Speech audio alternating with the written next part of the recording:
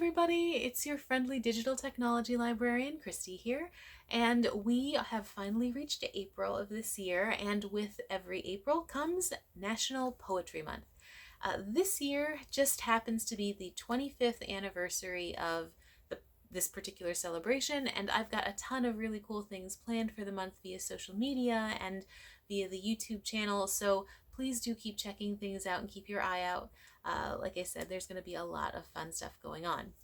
So this week, of course, I wanted to tie it in with National Poetry Month, so I am focusing in on a handful of films and documentaries that have to do with poetry. Some of these films are biopics, some of them are documentaries, some are more like poetry readings, and a few are simply really beautifully written stories in which poetry takes on a central role. So I've tried to put a little bit of everything in there for people, and I hope that some of these will really resonate with you. If not, as always, make sure you check out our streaming video services.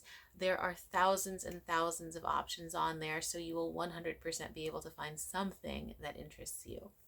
So as with every week, all of the recommendations that I'm going to put out there are available for you entirely for free with the use of your Milan-Berlin library card, and these are going to be available through our 3 video services, which are CleveNet Overdrive, Hoopla Digital, and Canopy. So without any further ado, let's go ahead and get to the picks. Okay, as usual, we are going to kick things off with our CleveNet Overdrive picks, and the first of those is for a film that I've mentioned in the past, but I just can't do a poetry-centric rundown and not mention it again, and that is the film A Quiet Passion, which is all about the last segment of the poet Emily Dickinson's life. Emily Dickinson is one of those poets that did not find huge amounts of success until after her death, but was still well known within her circle as being this very forward-thinking, very intelligent, very independent figure. And the character is beautifully embodied by the actress Cynthia Nixon. Nixon is probably most well known as the actress who played Miranda in Sex and the City. Even if that is the only thing you've ever seen her in, she totally divorces herself from that character and is completely transformed in this film. She just does a tour de force performance, and the character is at times, she seems so small and so vulnerable, and at others seems, like the absolute strongest person in the room. And I think that's part of what makes the sort of mystery and magic around that particular poet, even to this day, is that she has so many layers to her. Her poetry itself is so layered, and it's always exploring about her, about other people, the world around her, and the questions she asks and the questions she poses to people. She's just such an interesting, fascinating figure. And this movie does a really phenomenal job of creating little moments that seem incredibly authentic, whether or not they are, real true to life moments that came from a diary, or they are simply circumstances designed to better build this particular poet's world for us as an audience. It doesn't even really matter, because it does make the film character come to life. The film is directed by British director Terence Davies, who is super famous for doing House of Mirth, The Deep Blue Sea, and he always has a very particular visual style, I feel, and this film fits right in with that. It's very beautifully shot, and he does an incredible job of really building the relationships between all of the characters. The story primarily focuses on Dickinson and her family members, and there are scenes where each relationship is so broken down, and you can see the threads that connect everyone. When there's tension, you really see why there's tension. He takes the time to build in the backstory, and whether we get the backstory or not, you feel it. You absolutely feel that each character's relationship has this long history, which I think we miss out on a lot of times. um Period pieces are such visual masterworks.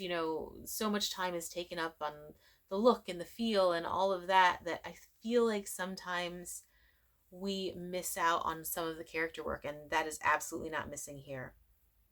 So, if you are a fan of Dickinson's poetry, if you are a fan of Cynthia Nixon's acting, if you're a Terence Davies fan, if you're just looking for a really fantastic period piece, please, please check out A Quiet Passion. You won't regret it. It's phenomenal and an excellent way for us to kick off National Poetry Month. Now, my next recommendation is for an entire series called Poetry in America. It was released initially on PBS, and it's just this really fantastic 12 episode series where the filmmaker, who is named Elisa New, I want to make sure I get this right. Elisa New, she's a Harvard professor. She gathers all of these different musicians, politicians, poets, athletes, scientists, people of all different walks of life, and has them, really perform and share the power of poetry with the audience. You'll find that people have really passionate views about certain poems, ways that they resonate with them, what these poems mean. And I think that that's really part of the joy that you get with poetry, that one poem can mean so many different things to so many people. And this particular documentary television series does an excellent job of illustrating that. Like I said, because the show, each episode gathers so many different people from so many different backgrounds, you're not just getting, say, an academic outlook on poetry. You're not just getting an artistic viewpoint of poetry. You're not just getting, a layman's everyday citizen's viewpoint. You're really getting a full rounded opinion on some iconic pieces. And it's just a really, really excellent series in that regard. I generally really enjoy this kind of documentary, but this one in particular I find much more entertaining than one that I would usually expect to have a more academic vibe to it. This one's very layman friendly, but without being in any way sort of condescending. It's definitely, something that was created in mind, with everyone in mind. And that's sort of the whole point. Poetry is for absolutely everyone. So if you're just really interested in sort of hearing and talking about some really iconic poems and poets, please check out Poetry in America. 12 episodes, all again available for free on CleveNet's Overdrive. 100% excellent documentary TV series. Now, my final CleveNet recommendation is sort of like a mini poetry slam. It is called Poetry Hall of Fame, and this just sort of gathers 100 plus of the world's most famous poems, and they're all entertainingly performed by a number of celebrity guests and a number of people from the first poetry quartet. And it's one of those things that's just really entertaining, or at least I find it really entertaining. I always love poetry readings, and these are some people who do a really fantastic job with that. I find poems are difficult to recite in public,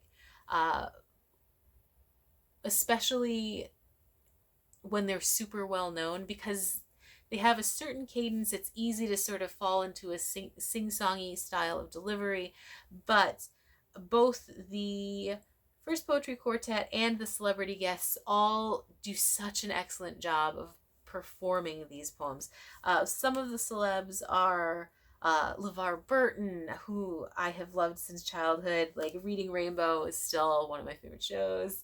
Robert Culp, Ruby Dee, Henry Fonda, Fred Gwynne, Valerie Harper, Jack Lemmon, Vincent Price. Who doesn't want to hear that voice reciting a poem? William Shatner. What can you say about William Shatner? Irene Worth, and there's just this long, long list of celebs that take part, and all of these performances are really, like I said, so entertaining. Some of them are so incredibly moving, some are funny, some are like bombastic. It's just a really cool way to hear poetry recited, because I think having voices you're familiar with recite things that you're also familiar with is a really interesting way to expose people to poetry, especially those who aren't super familiar with that particular writing style. In any case, Poetry Hall of Fame, incredibly cool little video about poetry recitation with some excellent, excellent performances. Please check it out. Okay, moving onward to our second set of recommendations, which all come from Hoopla. My first pick is for the biopic Howl, which is, of course, all about the poet and beat cultural icon Allen Ginsberg. They really say that Ginsberg is the one responsible for really popularizing the whole beat movement in the first place. And this film is a really interesting depiction of his life in the mid-50s, and then his life once he is put on trial for obscenity after publishing his poem, of course, entitled Howl. Now, Ginsberg is played by James Franco, who I think is one of those love him or hate him kind of actors. I do think he's a really fine actor, and in this particular movie, I think he does an excellent, excellent job playing Ginsberg. You really get that sort of camaraderie between him and the actor who plays Jack Kerouac, Todd Rotundi, and Neil Cassidy, played by John Prescott. There's definitely a lot of backstory work that they put into it, and it feels like a really full, really real relationship between them. And I think that's really important to Ginsberg's story, because these beat poets really were so intrinsically tied together. They fed off of one another's thought processes, their rebellions, their beliefs, and that's really what created that movement. You also get like this sort of, I don't even know how to describe it. I want to say ridiculousness of the whole trial world. You know, to be put on trial for creating a piece of art is always an interesting concept to me. And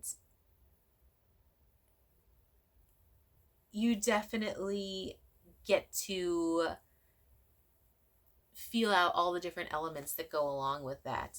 The other really cool thing about Howl is that it is interspersed with it. There's some animated sequences interspersed between all of the live action. It's predominantly a live action film, of course, but they're little pieces that actually depict the poem. So it's just a really interesting addition to the storyline. I would say there are moments when I wondered, is this sort of like a gimmicky thing? But in the end, I actually do think it really does add to the film itself. And even if you're like me, even if you sort of doubt the importance of those animated sequences, you definitely should watch the movie. It does an excellent job of sort of building the character of Ginsberg so that he's definitely a flesh and blood person in front of you. And Franco does an excellent job with his character. So make sure that you check out the Allen Ginsberg biopic Howl, available on Hoopla. My other Hoopla digital pick is for a German film. So, of course, it does have a German language track with English subtitles, but as I say every time I recommend a foreign film, even if you don't enjoy foreign films, this one is such a fantastic title, well worth dealing with subtitles. This movie is called Vision, and it is all about this 12th century Benedictine nun named, I want to get this correct, Hildegard von Bingen.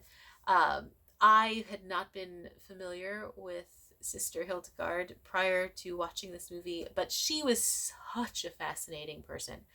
12th century nun who was just an amazing human being. She was a polymath, so she was an expert in pretty much everything you could possibly imagine.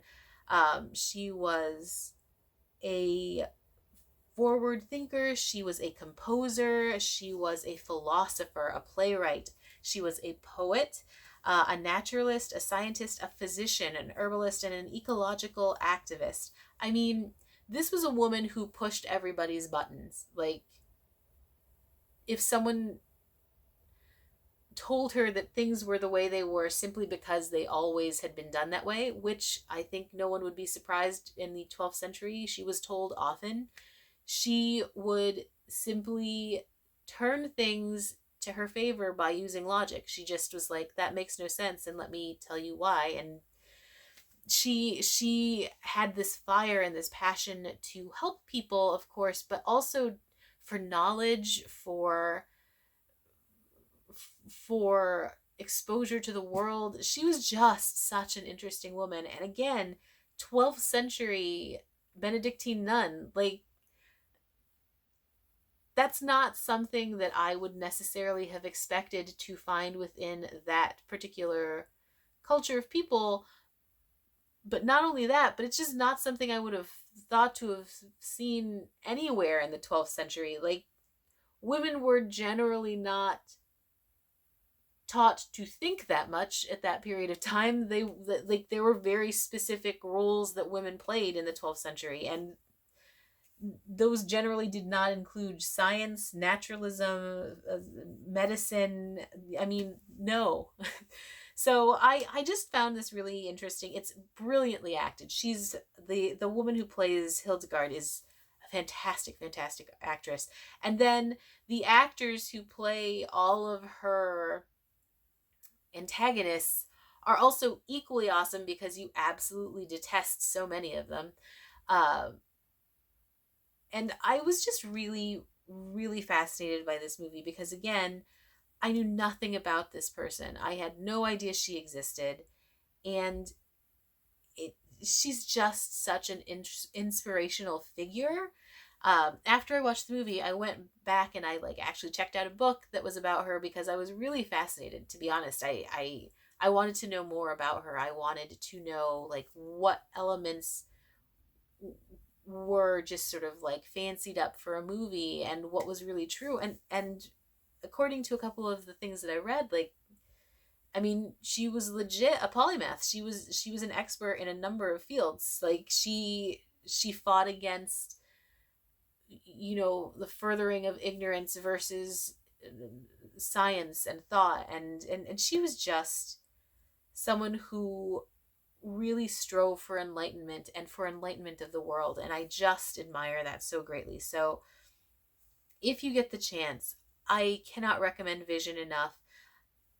It is really, really one of those movies that I think everybody should check out. I know, again, it's English subtitled, but even if you have issues with English subtitles, please, please, it's so worth it. Vision, available on Hoopla Digital. Okay, my last recommendation comes from our Canopy service, and that is for the film Poetry. Now, poetry is one of those films that is actually a really hard watch. It's beautifully acted, incredibly well filmed. I mean, it's a masterwork as far as production goes and performance goes, but the story is a hard one. So you've got the main character of Miha. She is um, an aging Korean woman. She's in her late 60s.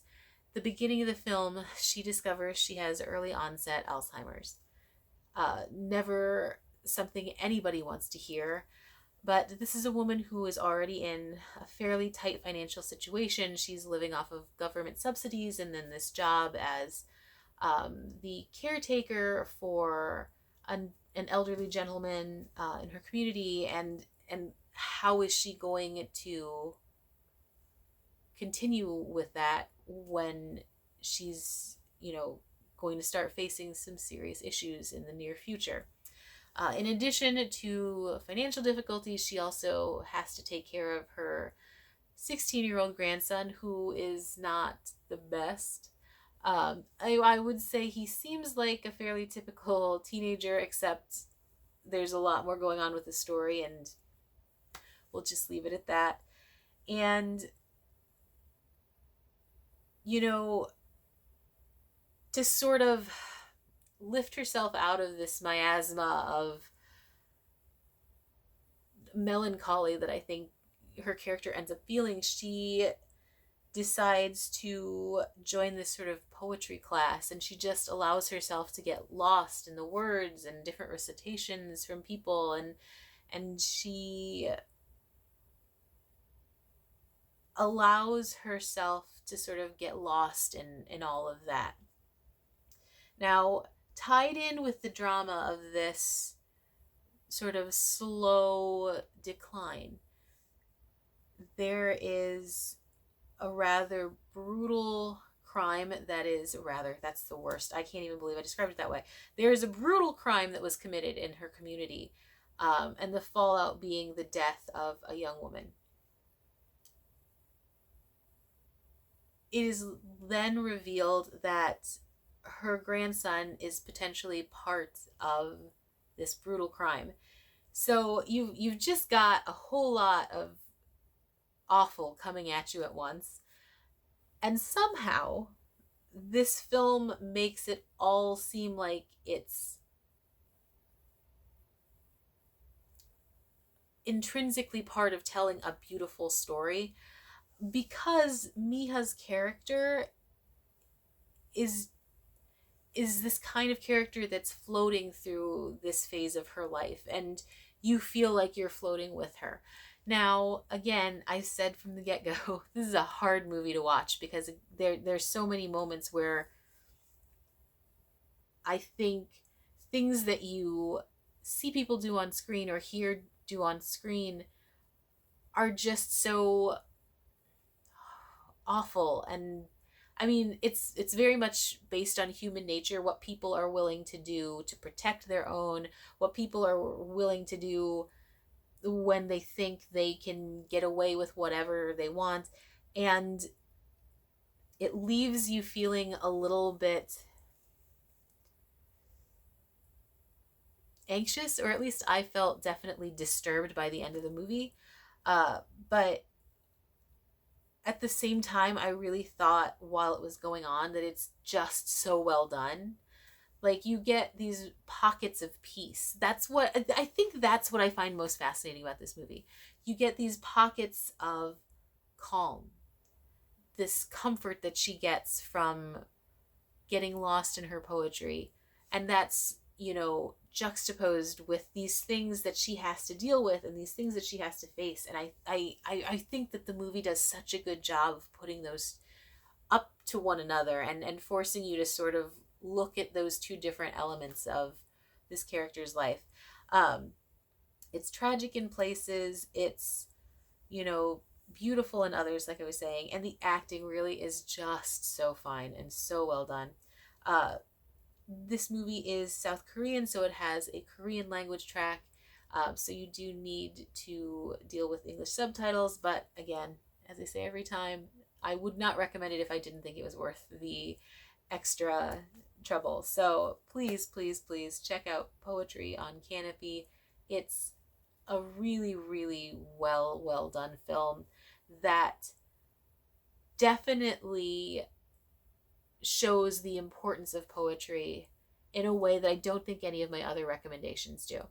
That sort of way where you can get lost in it, in the lines and the words and the cadence. So I do think that if nothing else is so makes this so very worth watching. So again, Poetry on Canopy. And with that, those are my 6 recommendations.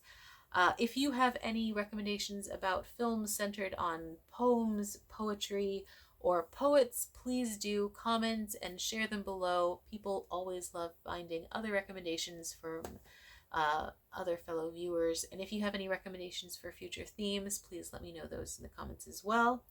And with that, I am going to call this episode to a close and hope everyone has a good day. Thank you as always for watching, and I will see you next time. Bye!